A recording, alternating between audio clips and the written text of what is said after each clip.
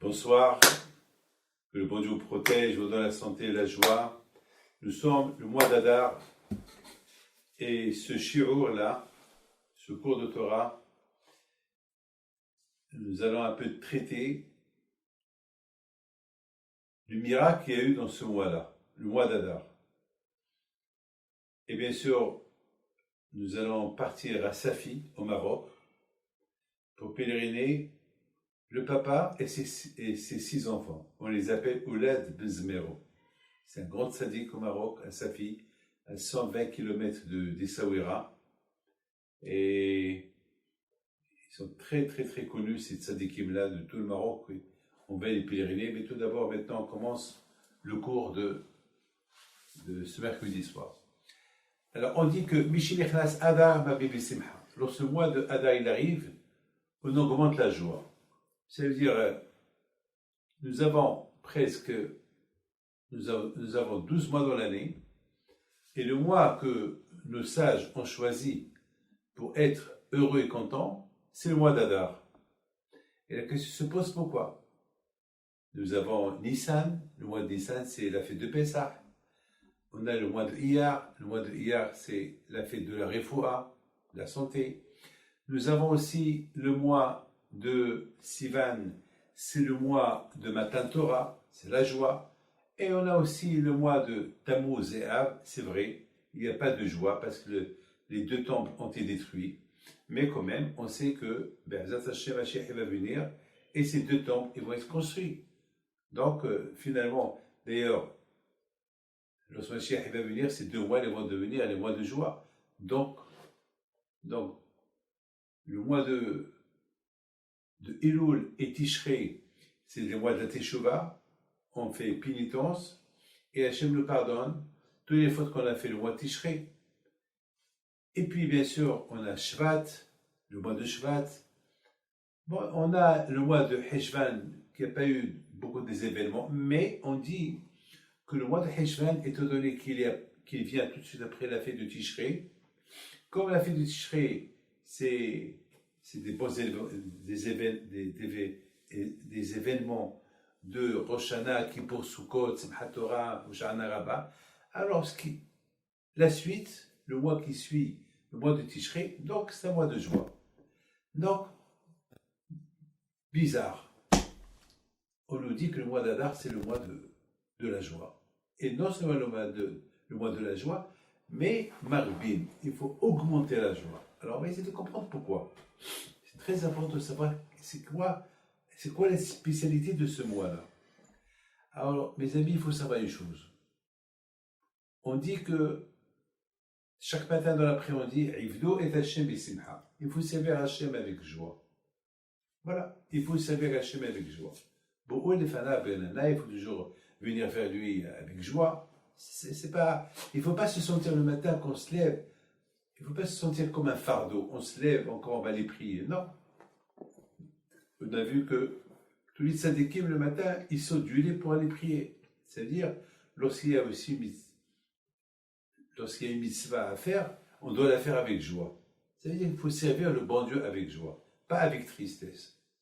C'est la base de la Emouna. La base de la Emouna, c'est la joie.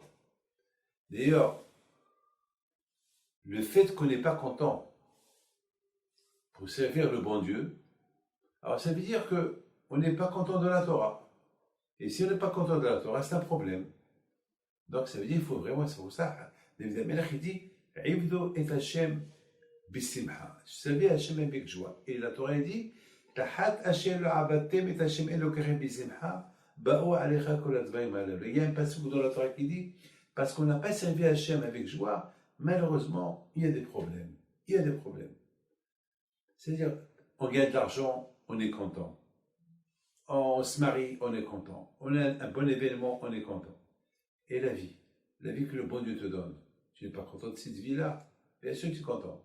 C'est grâce à cette vie-là qui t'a donné Hachem, tu peux accomplir tout ce que tu veux. Tout ce qui est de bon de ta vie. C'est grâce à la vie que le bon Dieu te donne. Au moment que la vie s'arrête, c'est fini. Donc, quelle est la raison pourquoi ce mois-là, il y a une joie particulière Quelle est la raison? Je voudrais vous dire une chose. J'ai vu une belle histoire. Un grand sadique, c'était le petit-fils de Baal Shem Tov. Le petit-fils de Baal Shem Tov, il s'appelle Rabbi Baruch Memishbouj. Et il est enterré avec lui en Ukraine, à Mishbouj. On raconte sur lui qu'une fois, le pauvre était très pauvre. Il était très très pauvre. Un jour, il rentre à la maison et il commence à danser autour de la table. Sa femme lui dit, Baruch, tu es devenu fou ou quoi? Pourquoi tu es content comme ça? Je comprends, si tu nous apportais un petit déjeuner, des croissants, un pain au chocolat, tu nous aurais apporté, je ne sais pas moi, quelque chose de bon, d'accord? Toi, tu es content, et nous, on est content, mais tu es venu, on n'a même pas de quoi prendre le petit déjeuner, il n'y a rien du tout. Il n'y a rien. Ah, pourquoi tu es content? Il dit, ma fille, tu sais, il y a un ange, il y a un malach, un ange. Il s'appelle Atzvut, il s'appelle tristesse. Il s'appelle tristesse. Et lui, lorsqu'il voit quelqu'un qui est un peu triste, qui s'y va, il vient s'asseoir à côté de lui. Comme ça, il le rend encore plus triste. Et lorsqu'on est triste, là, on n'a pas, c'est la dépression, c'est pas le moral, on perd tout. J'ai toujours dit aux gens qui viennent me voir, inventer la joie. Il y a beaucoup de gens qui font de la rigolade, ils rigolent. Non, c'est pas raconter des histoires pour rigoler. Non, une joie. Ça, c'est la rigolade, c'est ce qu'on appelle la fausse rigolade. Il y a beaucoup de fois, vous allez voir un sketch de quelqu'un qui vous fait rire. Je ne veux pas dire de nom. Quelqu'un qui vous fait rire. Vous allez rigoler. Mais après, une fois que vous êtes sorti de la salle, ça y est, vous allez oublier tout ça. Ça y est, ça va. Mais il y a une autre joie, une joie qui sort du cœur. Une joie que ce n'est pas une fausse joie, une joie que quelqu'un, par exemple, quelqu'un qui gagne au loto, c'est une joie. Il y a quelqu'un qui lui annonce, bon Hachem, ta femme, elle a couché en bonne santé, il a une joie. Quelqu'un qu'on lui dit, par exemple, là, il avait une maladie, on lui dit, t'as rien du tout, il a une joie. Une vraie joie. Une vraie joie. Ce n'est pas une joie qui est artificielle. Et c'est ça ce que Hachamim te disent.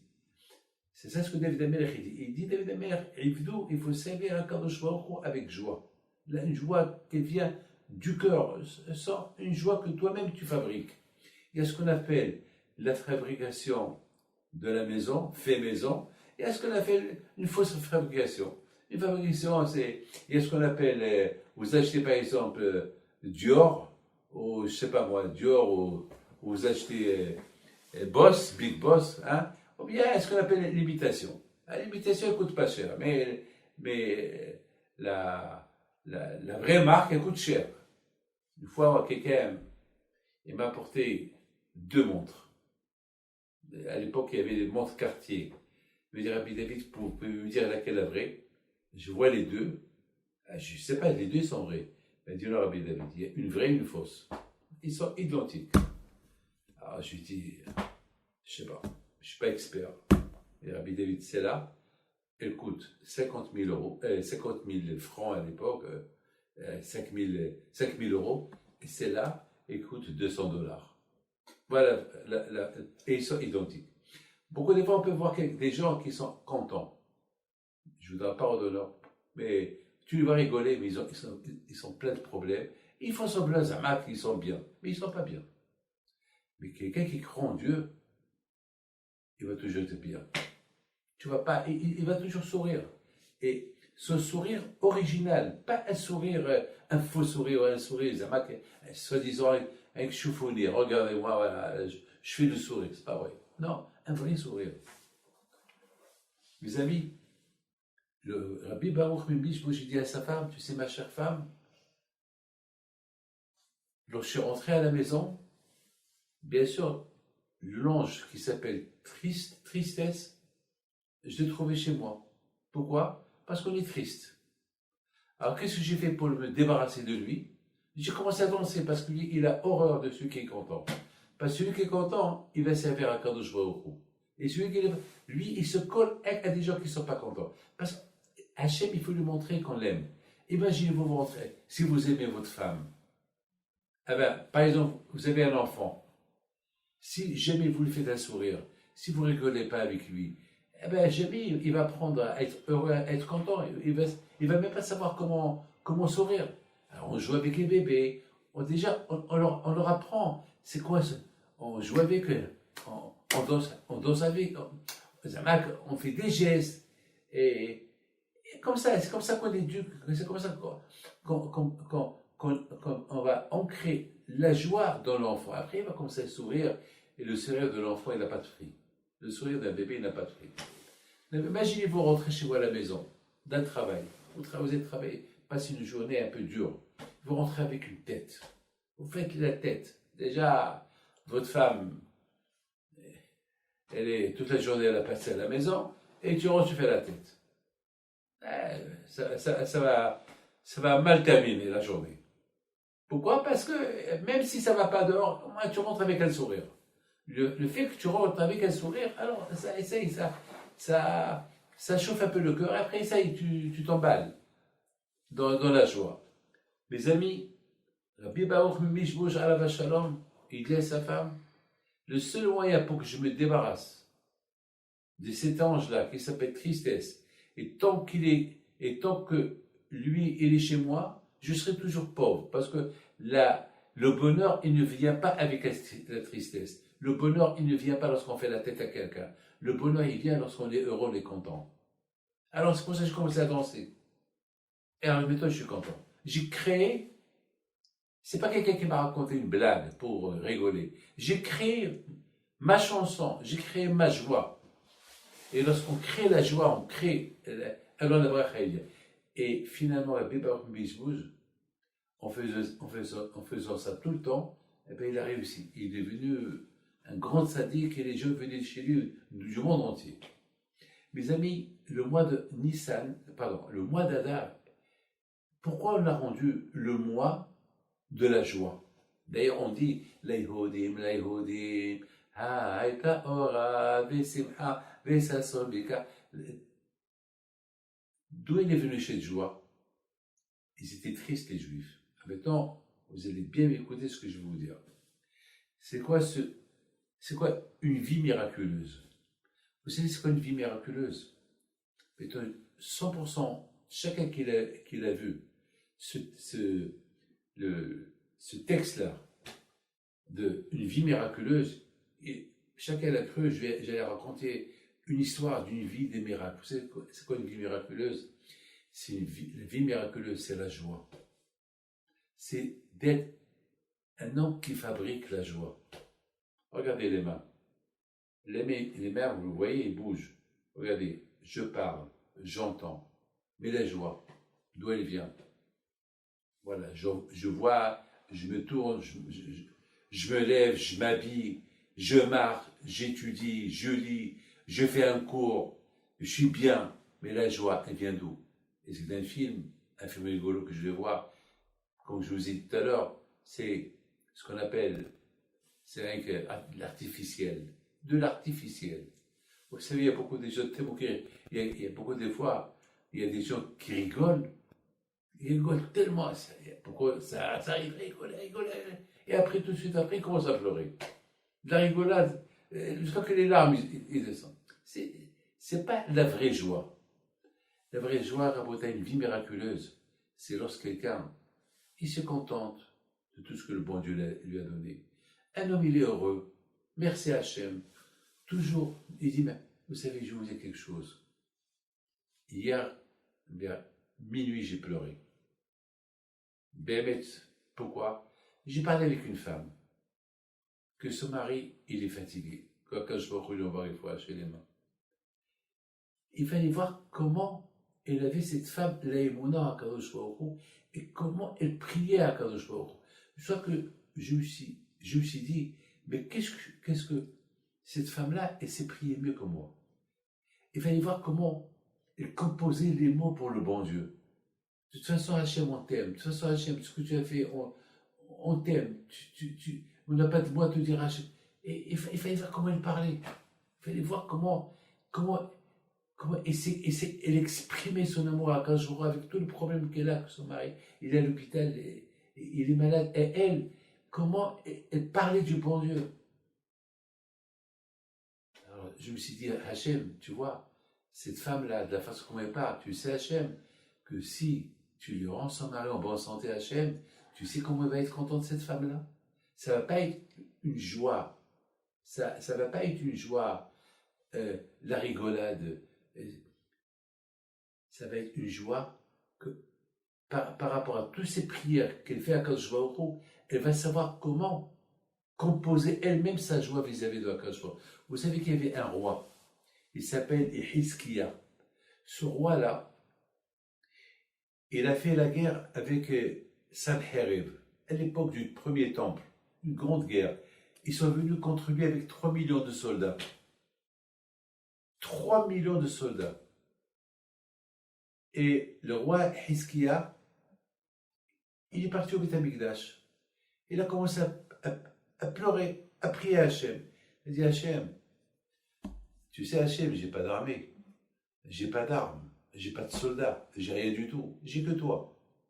Hachem, moi maintenant je vais aller au lit, je vais me reposer, je vais dormir. Ces 3 millions de soldats qu'ils ont encerclé Jérusalem, je sais bien Hachem, demain matin, il va rien rester de Jérusalem. Il va rien rester. Ils vont la brûler, ils vont tuer tout le monde. C'est ce qu'il a dit. Il a dit, je vais rentrer, je vais tuer tout le monde. Je vais laisser aucun juif échapper de Jérusalem. Hachem, il t'insulte. À toi de s'occuper de lui. Moi, Hachem, je crois en toi. De toute façon, je ne peux pas faire la guerre. Je n'ai pas les moyens. Mais, tout le monde se pose une question. Mais pourquoi Sanherib est venu avec 3 millions de soldats? Mais il est fou. Mais Jérusalem, elle est petite. Lui, il a cru qu'il allait trouver une ville, je ne sais pas, de 10 millions d'habitants. Il avait une petite ville. Il a dit, pour une petite ville, je suis venu avec 3 millions de soldats. Aujourd'hui, avec la technologie aujourd'hui, on peut envoyer un satellite pour voir combien de soldats contre qui on fait la guerre. Mais à l'époque, il n'y avait pas de satellite, il n'y avait rien du tout. À l'époque, on ne s'aimait pas. Donc à l'époque, les gens, les guerres, il y avait ceux qui venaient avec 100 000 soldats ou 200 000 soldats contre 200 personnes, ils ne savaient pas. Bon, c'est comme ça. Aujourd'hui, la technique, elle est là. Alors, le roi Sanherib, il a cru qu'il devait faire une grande guerre. Parce qu'il a entendu parler du bon Dieu, le Dieu des Juifs, celui qui a libéré les Juifs de l'Égypte. Il a cru qu'il allait voir un Jérusalem aussi grande que, je sais pas, que New York. Alors, lorsqu'il a vu tout ça, il a commencé à insulter le bon Dieu. Alors,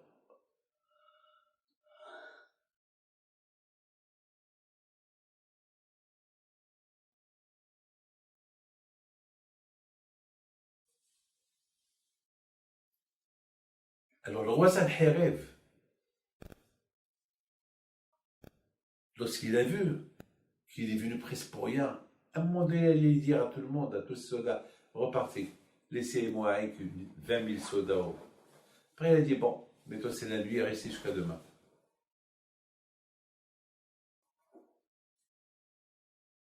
Ce soir là-bas, c'était la veille de Pessah. Il y a un miracle. Tous les soldats, ils sont morts. Tous. C'est tout. Tout le monde. C'est la veille de Pessah. Le lendemain matin,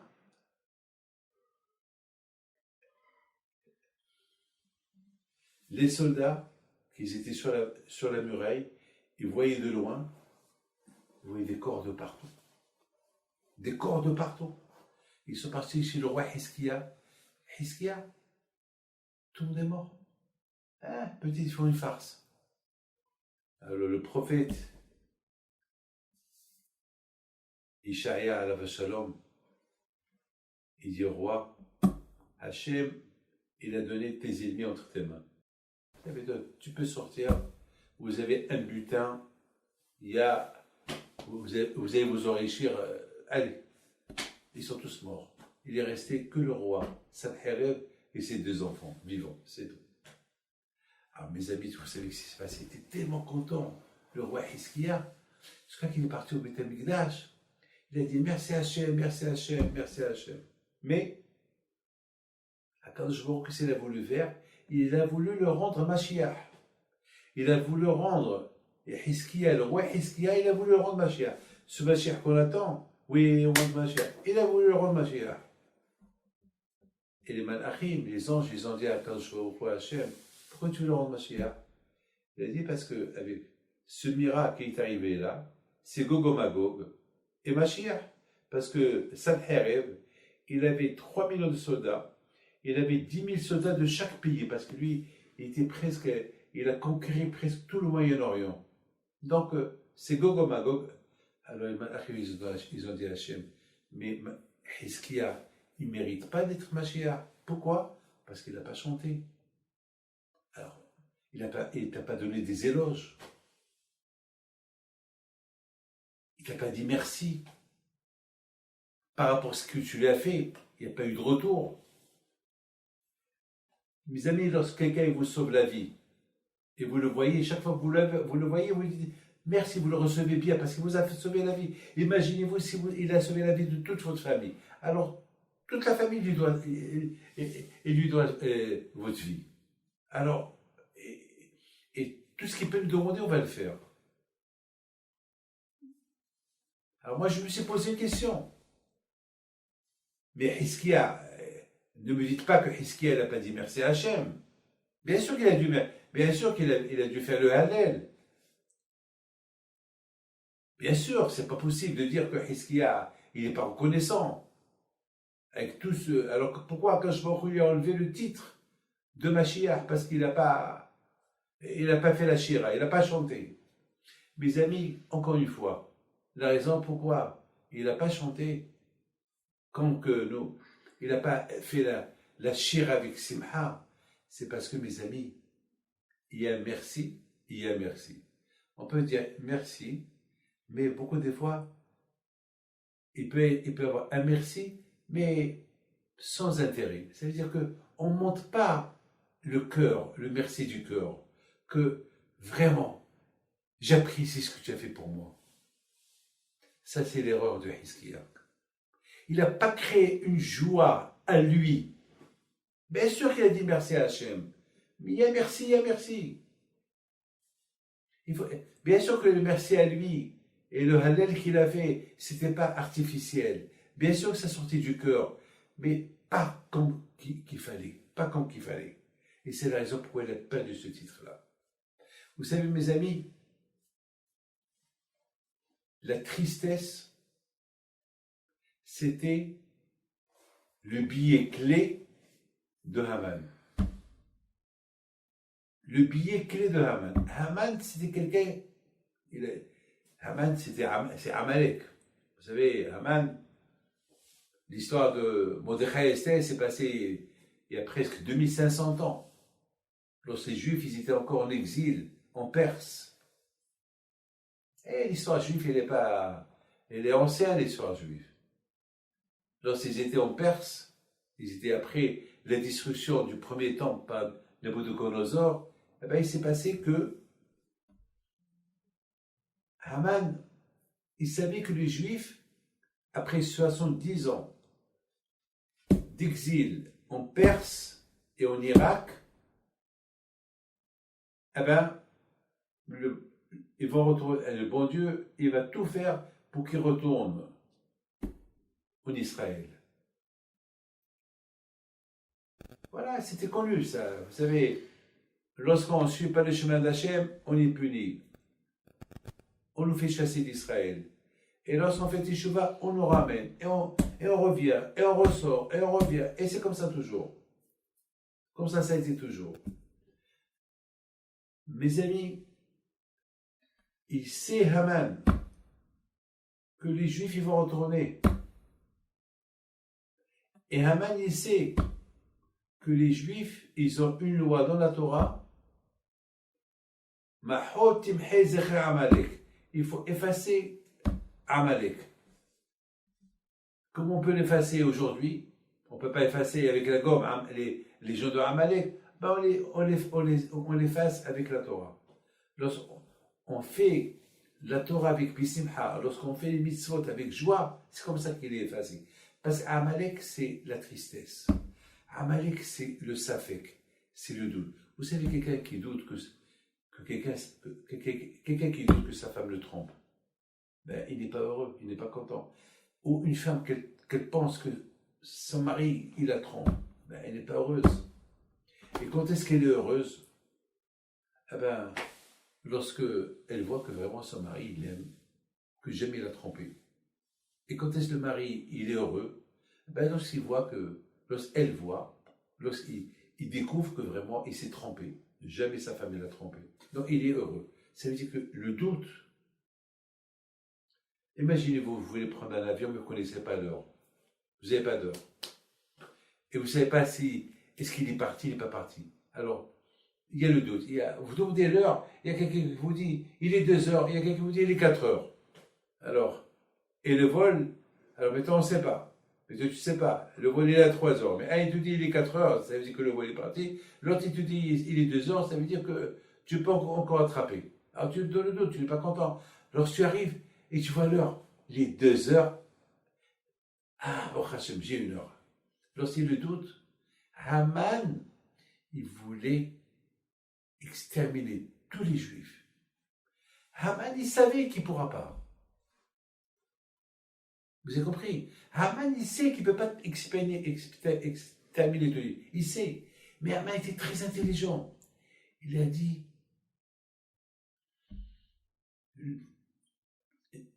la force des juifs, c'est servir leur Dieu avec joie. Alors, je vais semer le doute. Je vais semer la tristesse. Et lorsque je vais semer le doute et la tristesse, ils vont être malheureux. Et lorsqu'ils sont malheureux, le bon Dieu lui-même, il n'allait plus les. Il était intelligent, Haman. Il était très intelligent. Très intelligent. Et presque, il a réussi. Presque, il a réussi. Alors, qu'est-ce qui s'est passé exactement? Ben, ce qui s'est passé, c'est que Esther, elle a dit à Mordechai, jeûnez 3 jours, priez à Hachem. Et je vais faire quelque chose où je meurs, où je réussis, où je meurs, où je réussis, où Hachverosh me tue. Et Mordechai lui dit, qu'est-ce que tu veux faire? Il dit, je vais inviter Haman à une fête. Une fête. Michté. Michté Hayaï, une fête de vin. Je vous en prie. Pourquoi pas un repas? Pourquoi elle n'a pas fait un repas? Pourquoi elle est pauvre? Esther, la reine Esther. Pourquoi elle n'a pas invité le nôtre? Voilà. Qu'elle invite, qu'elle apporte un traiteur, le nôtre, le vôtre, je ne sais pas quoi. Pourquoi elle a fait un michté? Un michté. C'est pour ça d'ailleurs, à Purim, on fait le michté. Est-ce que le michté? Boire du vin. Par rapport à Esther, qu'elle a invité Haman avec Ahashverosh pour leur donner du vin. Pourquoi le vin? Qu'est-ce qu'il y a dans le vin? Ben, mes amis, le vin, ça représente, ben, vous savez que Esther Malka, elle a voulu donner un siman, un signe à Haman. Toi, Haman, tu as semé la tristesse chez les Juifs pour que le bon Dieu les punisse, comme s'ils ne vont pas le servir avec joie. Lorsqu'on fait les mitzvot, c'est la joie. C'est un siman. Ivdu et Hashem bisimcha. Et c'est pour ça qu'il lui a donné du vin. Toi, tu es content en buvant le vin, tu es content. Nous, en faisant les mitzvot, on est content. Alors, Botaï, Mordechai dans la Torah, hein, dans la Mika, on l'appelle Mordechai Yehudi. Mordechai le juif. Oh Mordechai, Mordechai Yehudi, Mordechai Yehudi. Pourquoi on doit dire Mordechai Yehudi? Eh bien, justement, Mordechai, chaque fois qu'il voit Haman passer, Mordechai était debout avec un sourire. Il veut montrer, je suis fier de ce que je suis. Tu crois que tu veux semer la tristesse en disant que tu vas nous exterminer, comme ça on est triste, comme ça vraiment tu vas nous exterminer. Voilà, j'ai pas peur de toi. Mordechai Yehudi. Et grâce à ça on est arrivé. La Yehudim haïta ora bisimha besason bikar. Lorsqu'on est arrivé, la Yehudim haïta ora. On est arrivé à ça. C'est extraordinaire. La vraie joie. Mes amis, justement, la Torah, elle nous parle de la paracha de cette semaine qu'il faut faire un mishkan.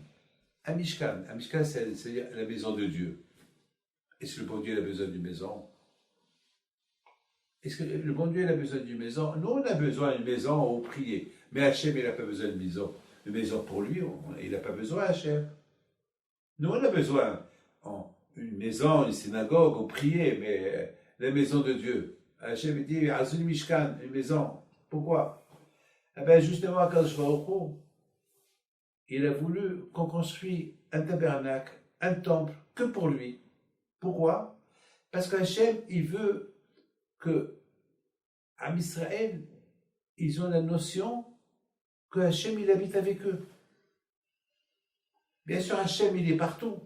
Là où vous allez, il y a Kadosh Baruch Hu. Mais c'est comme, voilà, je suis avec vous. Alors, puisque je suis à côté de vous, alors servez-moi bien. Je suis votre invité. Vous savez quoi, mes amis? Hachem, il a dit, avec votre argent, vous allez me construire une maison. Une maison pour moi, mais avec votre argent. C'est-à-dire que chacun qui passe devant le Beth Amikdash, ah, ça c'est la maison que j'ai construite, bon Dieu. C'est-à-dire que chacun, il avait une part dans la maison du bon Dieu. Et chacun, il voyait, il sentait la présence de la Kadosh Baruch Hu. Vous savez, je vous raconte une histoire. Il y avait une fois, pendant la fête de Purim, à la Yeshiva, il y avait les gens, les garçons de la Yeshiva, ils dansaient. Après, ils ont commencé à faire un peu de théâtre, ils se déguisaient. Il y avait un, il est monté sur la table, il a commencé à rigoler sur quelqu'un. Il lui dit, hé, toi, Moshe, hé, t'es moche, hé, toi, Moshe, regarde, tu es bossu, hé, toi, Moshe. Il faisait rire tout le monde. Le jeune homme, il a eu honte, il est parti pleurer.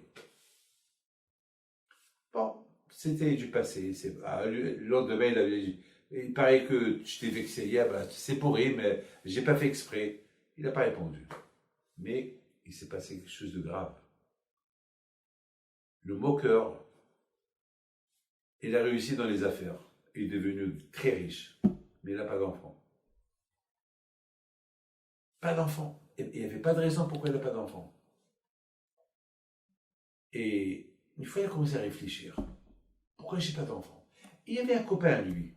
Il dit, peut-être c'est à cause tel et tel.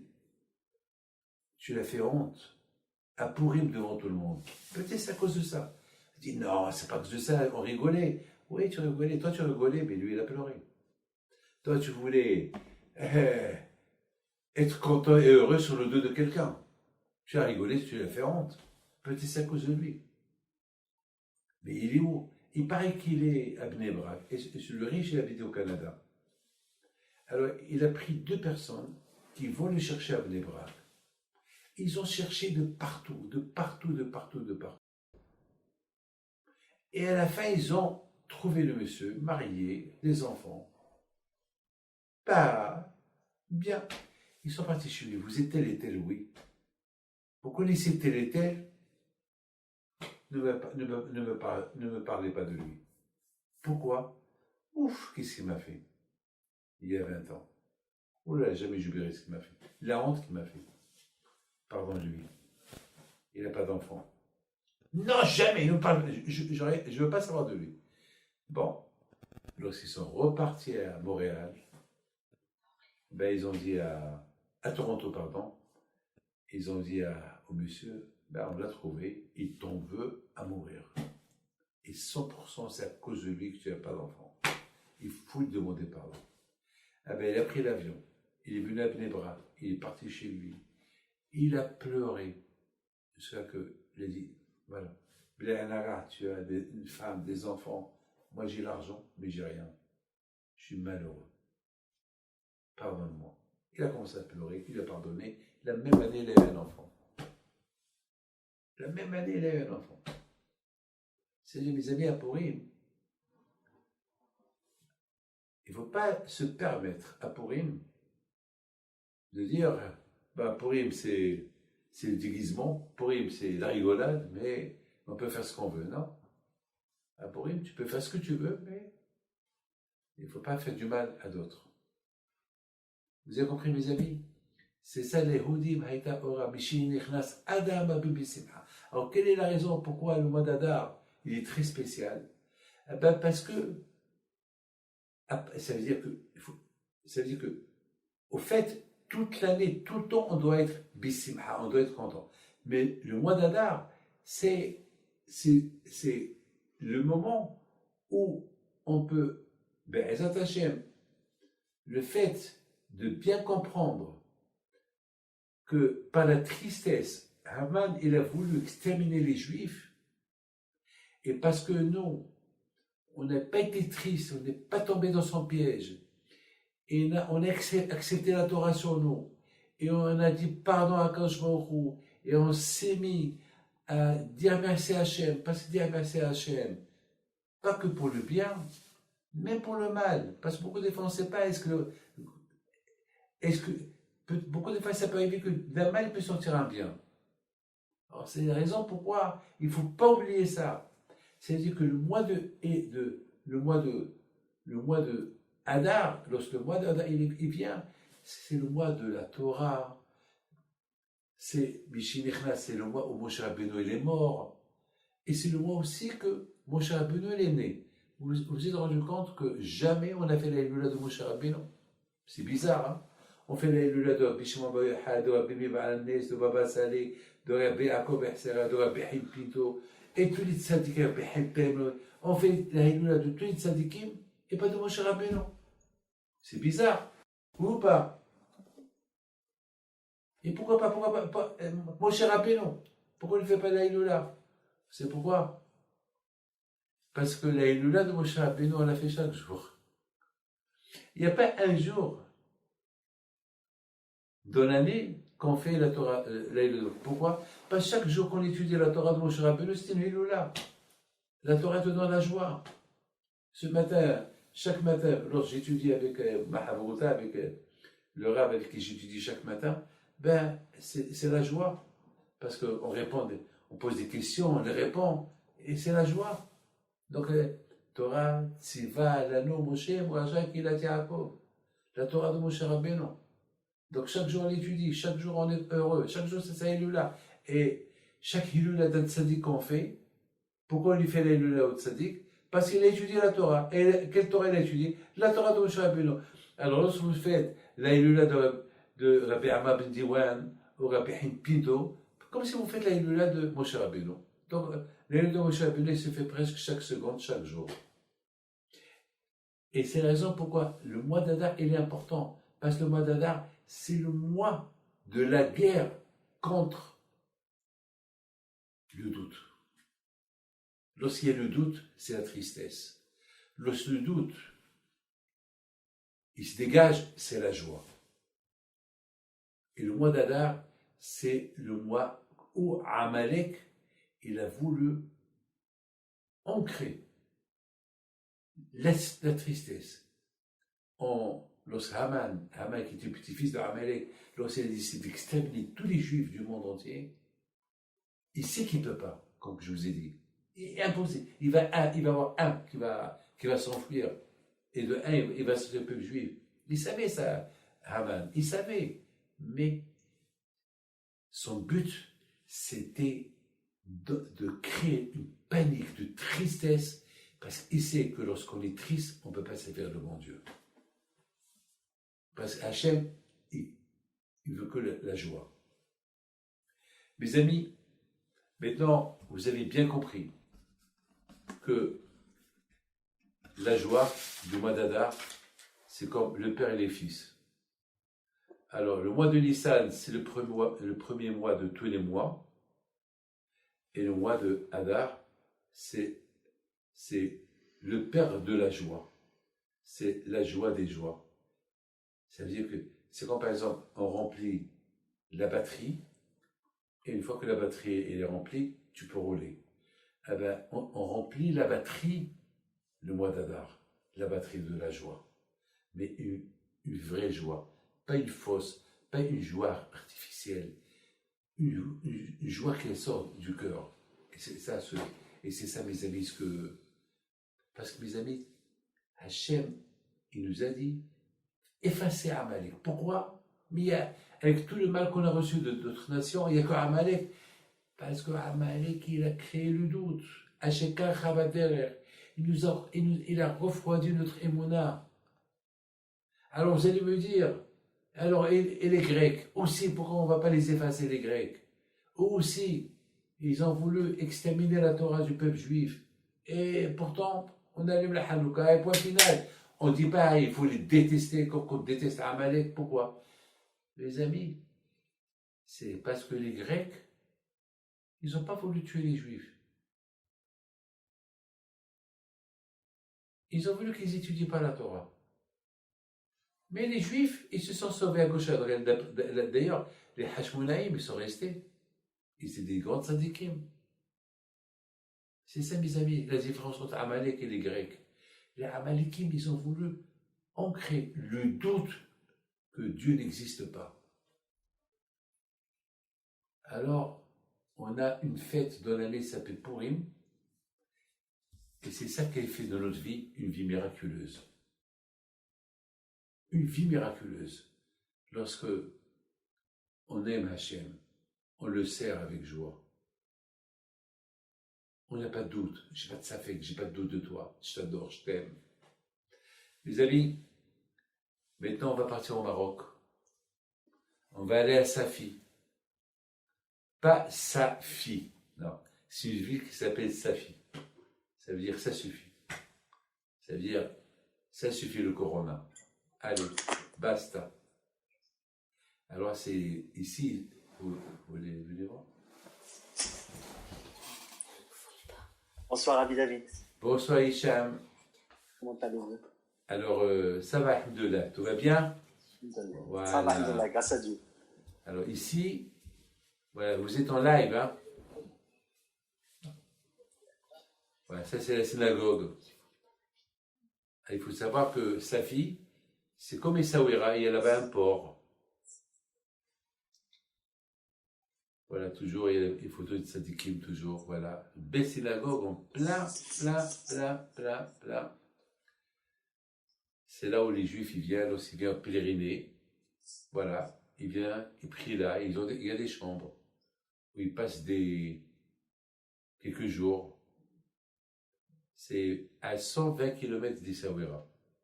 Alors ici, ils sont enterrés, le père et ses 6 enfants. Alors, il paraît qu'ils sont tous enterrés ensemble.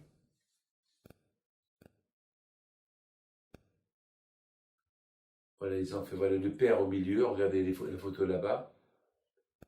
Voilà, et ces 6 enfants, ils sont à gauche et à droite. 3 à gauche, 3 à droite.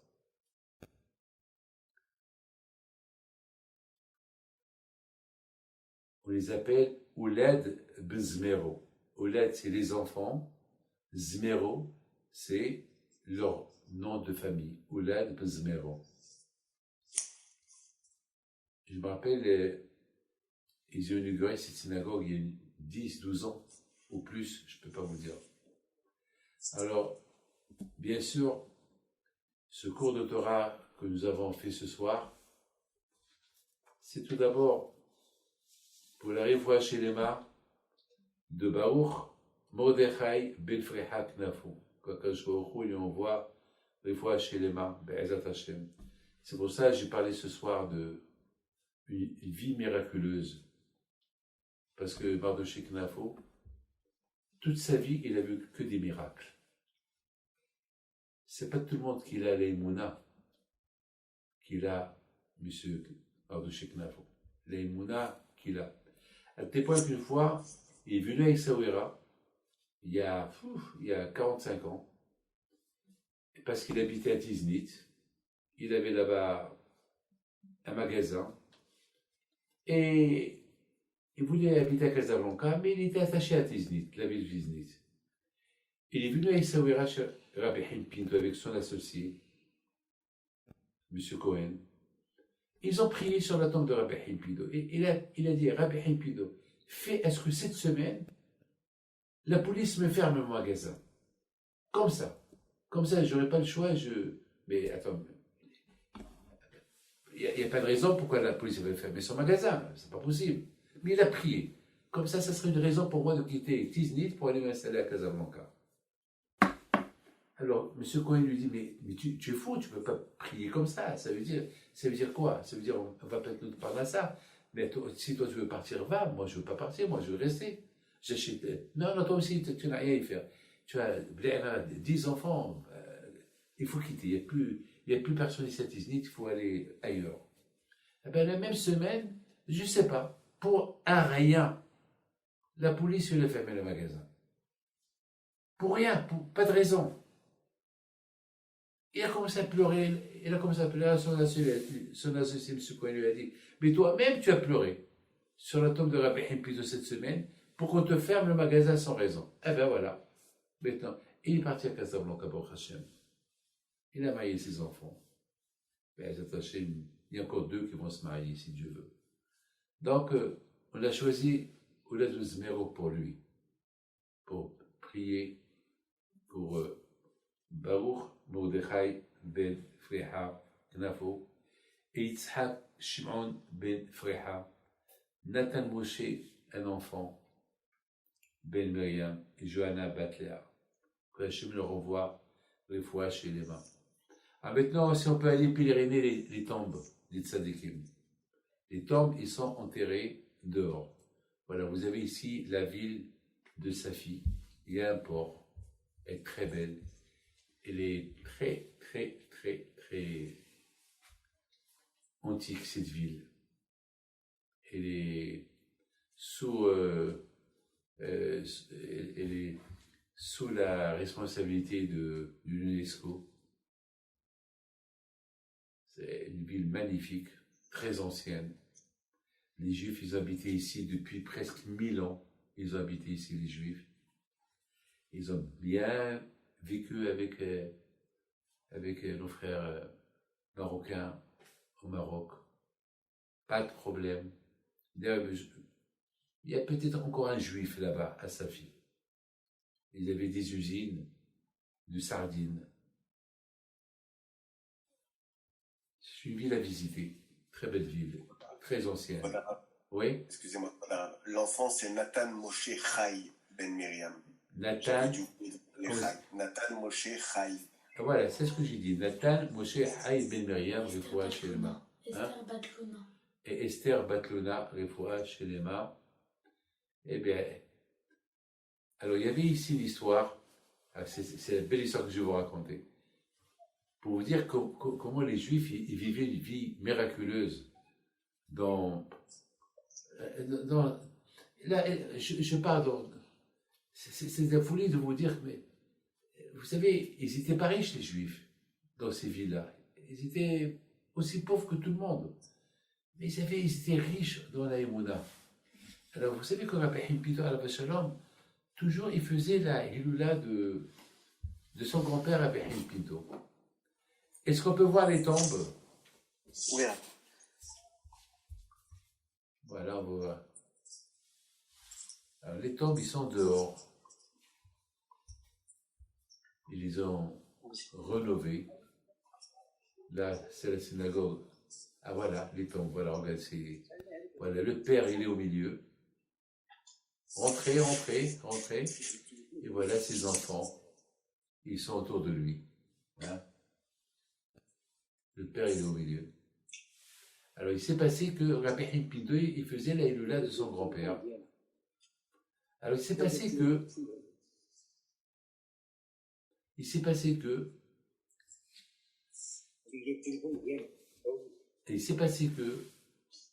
ils avaient besoin d'un mahya, la bocha.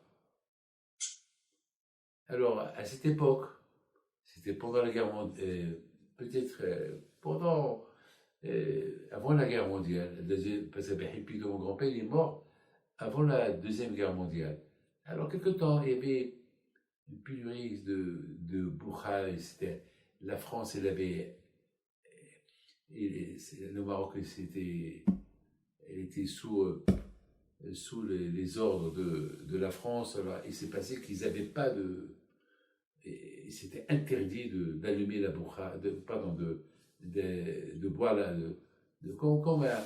comme à Chicago, à un moment donné, c'était interdit de vendre le whisky, tout ça. Donc, on connaissait les histoires, les whisky de contrebande à Chicago, etc., etc. Voilà, ça, c'est les photos de Tzadikim. Donc, il s'est passé que la Behin Pidor à la Vachalom, il a demandé à ses élèves, apportez-nous la bocha, la mahia. Apportez-nous la mahia. Alors ils lui ont dit, mais d'où on va t'apporter la mahia? Il n'y a pas de mahia, il n'y a rien du tout. C'est interdit. Alors qu'est-ce qui s'est passé? Il leur a dit, écoutez, cherchez vous êtes. Alors ils ont dit, mais on a peur. Et si on se fait attraper par la police? Il leur a dit, n'aie pas peur. Va allez à sa fille. Alors, ils sont partis à sa fille. Et à sa fille, ils ont trouvé une femme qu'elle avait la mahia. Elle avait la mahia. Donc, elle leur a donné une vingtaine de bouteilles de mahia.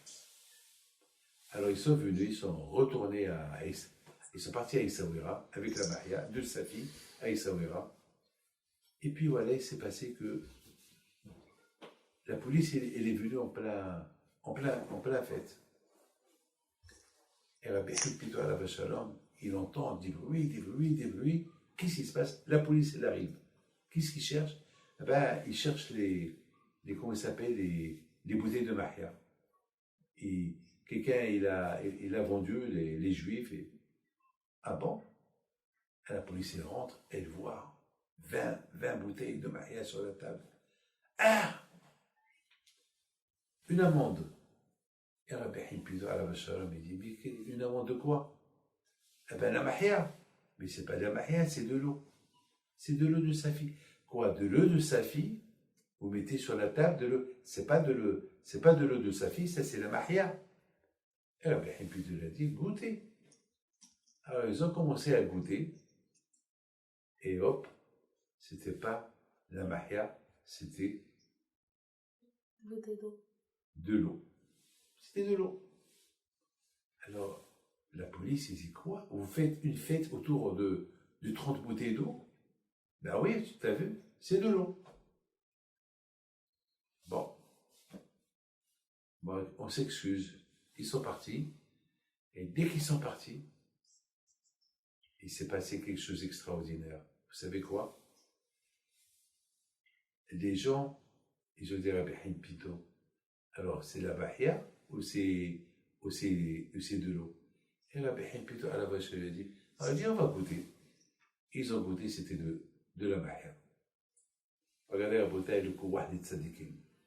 Ça, c'est une histoire qui s'est passée entre sa fille et, alors il faut vous dire que mon grand-père Rabbi Pinto à la vache Shalom, sa femme, Imam Saouda, elle était d'origine de sa fille. Elle était d'origine, ça c'est une photo de Rabbi Pinto. Alors toutes ces photos que vous avez vues maintenant, c'est les photos des tzadikim du Maroc. Alors vous avez vu une cinquantaine. Alors Rabotai, encore une fois, priez. Vous pouvez mettre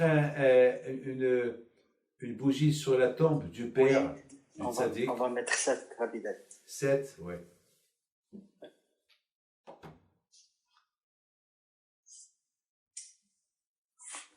Voilà, mes enfants, priez entre-temps. Priez pour réussir, voilà.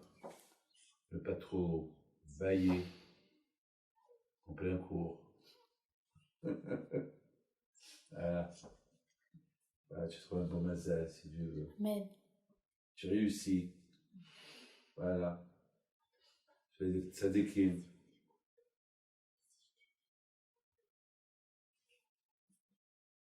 Il s'appelle Ouled Ben Zmero.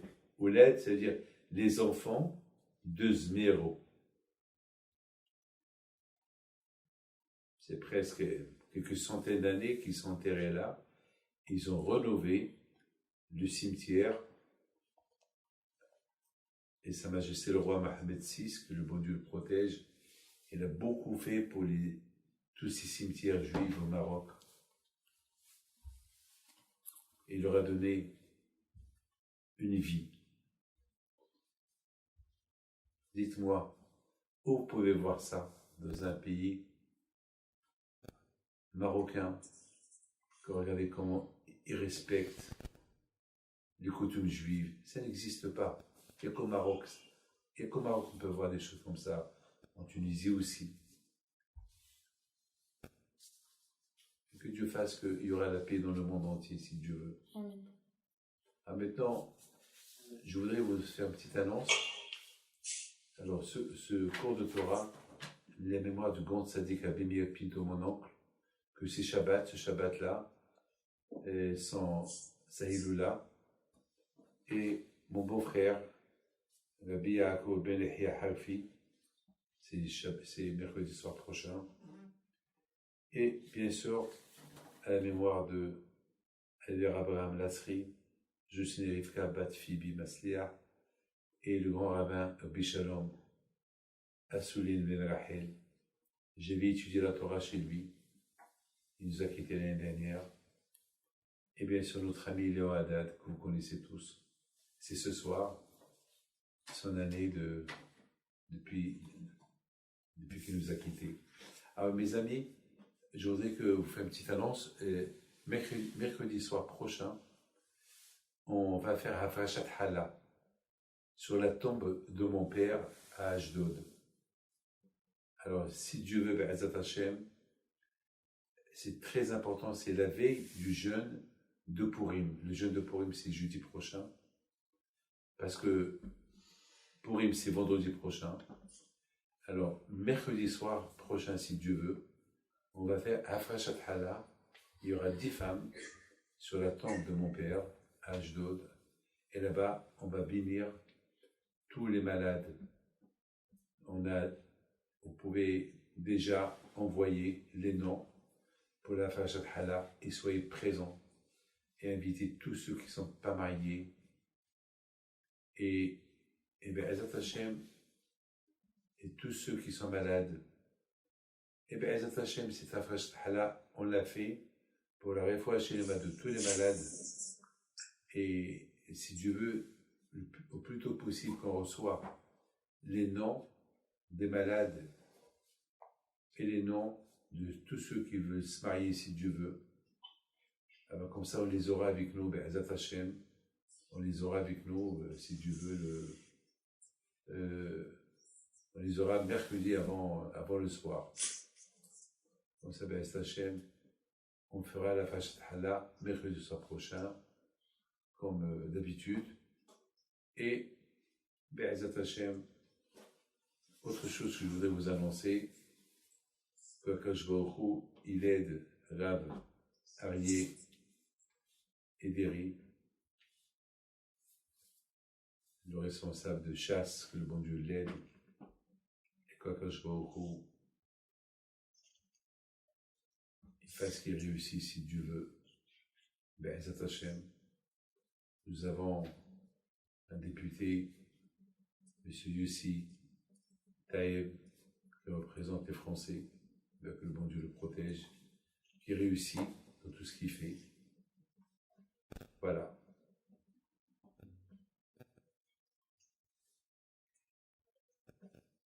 C'est beau d'avoir des députés d'origine du Maroc Et Youssitep, c'est un Tunisien, pas mal. Un Marocain tunisien.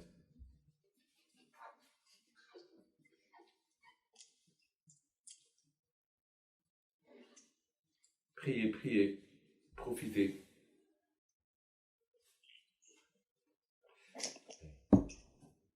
Miché, Miché, Miché, Nasada, Marbin, Marbin, Marbi, Bissimcha. Miché, Miché, Miché, Nasada, Marbin, Marbin, Marbi, Bissimcha.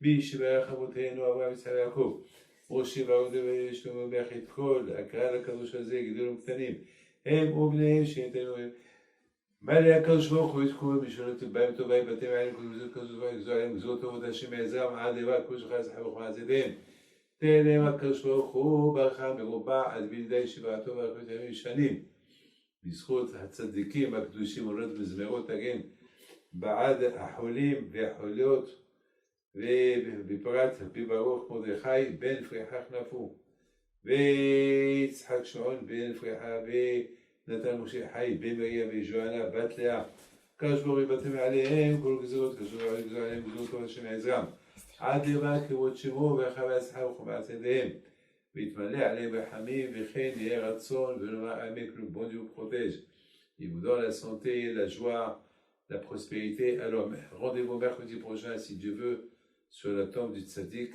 Rabbi Moshe Aaron Pinto. Je voudrais vous raconter une petite histoire sur mon père que j'ai écouté. Très, très belle histoire. Très belle histoire. Il y avait une femme qui n'arrivait pas, la pauvre, à avoir des enfants. Et elle est partie pèleriner mon père. Et bon, elle a dit, pendant sa prière, elle dit Hachem, aide-moi à avoir un enfant. Voilà, si j'ai pas d'enfant maintenant, j'ai presque 42 ans, peut-être je vais être monopause, je n'aurai plus d'enfants. Bon, Akadosh Baruch Hu, il a fait que la même année tombée enceinte. Mais quelques temps plus tard, elle a eu malheureusement on dirait une fausse couche. Alors elle a été à la pour faire des radios. Et on dit, ça y est, le bébé, tu es en train de le perdre, il faut faire un curtage. Et la pauvre était malheureuse. Il est retourné chez la tombe de mon père. Elle a dit, Moshe, je me fais du mal là. Je suis venu pour prier pour que j'ai un enfant. Voilà, Hachem, il a fait que je suis tombé enceinte. Alors, et maintenant je suis en train de le perdre. Alors, depuis le départ, il ne fallait pas écouter. Regardez comment ces gens ils parlent avec le bon Dieu. À travers les tzadikim, ça veut dire que c'est pas les tzadikim. Il a dit, montre-moi que tu es là, montre-moi que tu m'écoutes. Elle a été à l'hôpital le lendemain pour faire le curtage. Et vous savez ce qui s'est passé? Le médecin au départ lui a dit, avant qu'on te fasse le curtage, on va être sûr que tout va bien. Chose qu'ils n'ont pas l'habitude de faire. En général, le curtage, c'est curtage. En plus, ils ont donné des médicaments à prendre la veille. Alors, même s'il y avait quelque chose, c'est parti. Là, il devait gratter. Les médecins n'avaient rien compris. Dans l'échographie, ils voyaient le cœur qui battait. Ça, c'est le quartier de Tzadikim. Donc, sur la tombe de ce Tzadik, mon père, Rabbi Moshe Aaron Pinto à Ashdod, on va se rendre la semaine prochaine. Et là-bas, on va faire Hafrashat Hala. Faites-le savoir à tout le monde pour Be'ezat Hashem. On va écouter, parce que mes amis, depuis un an qu'on fait de Tzadikim, il faut voir les milliers et les milliers d'histoires qu'on en reçoit tout le temps. Monsieur Bensoussan Michael et Franck Bensoussan, ils peuvent écrire une encyclopédie, des livres, de tout ce qu'ils entendent depuis qu'on fait ces pèlerinages des tombes de Tzadikim chaque mercredi soir. Que Dieu fasse que vous soyez parmi ces gens qui vont nous envoyer une lettre avec une histoire que vous allez nous raconter, que votre vœu a été réalisé. Merci beaucoup, à très bientôt. Le bon Dieu vous protège.